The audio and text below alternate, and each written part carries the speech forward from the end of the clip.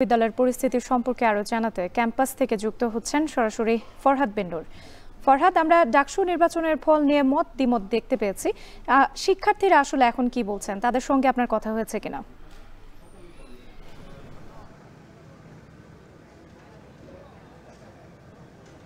রাত্রি দ্বিমত আসলে খুব একটা আমরা দেখছি না এই মুহূর্তে। আমরা দেখছি, আমরা ঢাকা বিশ্ববিদ্যালয়ে বিভিন্ন হলে গিয়েছি, হলপাড়ায় গিয়েছি, ছেলেদের হলে মেয়েদের হলে আমরা ঘুরে দেখেছি। আমরা শিক্ষার্থীদের সাথে কথা বলেছি, তারা খুবই স্বতঃস্ফূর্তভাবে গতকাল তারা ঢাকা বিশ্ববিদ্যালয়ে যে ডাকসু ও হল সংসদ নির্বাচন ছিল সেগুলোতে তারা অংশ নিয়েছে। এবং আমরা যদি দেখি যে আপনি দ্বিমতের কথা বলেছিলেন, আমরা কিন্তু মতের পক্ষেই এখন বেশি দেখছি। এখন কিন্তু আমরা দেখছি যে গতকাল অনেকে ফলাফলের পরে অনেকে দেখেছি যে বর্জনের কথা বললেও আমরা কিন্তু পরবর্তীতে দেখেছি যে বিএনপির অনেক শীর্ষ নেতা তারাও কিন্তু ডাকসুতে যারা নির্বাচিত হয়েছেন তাদেরকে কিন্তু অভিনন্দন জানিয়েছেন। আমরা দেখেছি ডাকসুতে সাবেক যে 2019-এ যে নির্বাচিত ভিপি হয়েছিলেন যিনি নুরুল হক নূর, তিনিও কিন্তু অভিনন্দন জানিয়েছেন। আমরা দেখেছি আবু বাকের মজুমদার যিনি বাগছার সমর্থিত প্যানেলের জিএস প্রার্থী ছিলেন, তিনিও কিন্তু অভিনন্দন জানিয়েছেন।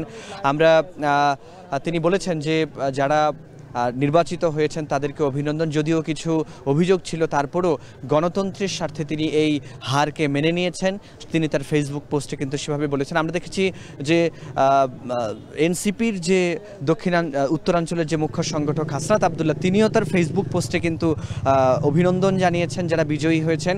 তো এইভাবে করে কিন্তু আমরা দেখছি রাজনৈতিক দলগুলো কিন্তু ইতিমধ্যেই সবাই কিন্তু অভিনন্দন জানাচ্ছে। এবং বলতে হয় আমরা এখন কিন্তু ঢাকা বিশ্ববিদ্যালয় ক্যাম্পাসে যে চিত্রটি আমরা দেখেছি দুপুর নাগাদ কিন্তু বা দুপুরের পরেও কিন্তু আমরা বিকেল নাগাদও কিন্তু খুব একটা ক্যাম্পাসে শিক্ষার্থীদের চোখে পড়েনি, তবে সন্ধ্যা নাগাদ কিন্তু এখানে শিক্ষার্থীদের আনাগোনা বিশ্ববিদ্যালয় ক্যাম্পাসে বেড়েছে। এবং সবার যে প্রতীক্ষিত এবং প্রত্যাশিত যে নির্বাচন এবং ফলাফল হয়েছে সেটি যেন আগামীতেও ধারাবাহিকতা যেন এটির অব্যাহত থাকে সেটি কিন্তু তারা প্রত্যাশা করছেন। এবং এই যে নির্বাচন অনুষ্ঠিত হলো, আমরা কিন্তু এখানে দেখেছি যে ইসলামী ছাত্র শিবির মনোনীত যে প্যানেল ঐক্যবদ্ধ শিক্ষার্থী জোট, তারা কিন্তু একরকম ভূমিধস বিজয় পেয়েছে এই ঢাকা বিশ্ববিদ্যালয়ের এই ডাকসু নির্বাচনে। এবং হল সংসদগুলোতেও কিন্তু আমরা কিছু কিছু হলে দেখেছি সেখানে বাগচার সমর্থিত প্যানেল জিতেছে, কোথাও কোথাও আমরা দেখেছি যে ছাত্র শিবিরের প্যানেলই হলগুলোতে বেশিরভাগ জিতেছে। এবং আমরা যে বিষয়টি দেখেছি যে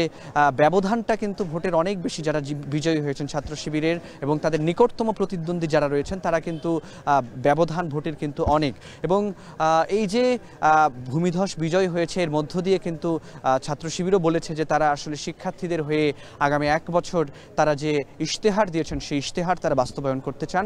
তো এই ছিল ঢাকা বিশ্ববিদ্যালয় থেকে আমার কাছে ডাকসু নির্বাচনের পরের দিনের পরিস্থিতি নিয়ে সবশেষ তথ্য। ডাকসু নির্বাচন পরবর্তী ঢাকা বিশ্ববিদ্যালয়ের পরিস্থিতি নিয়ে বিস্তারিত জানাতে আমাদের সঙ্গে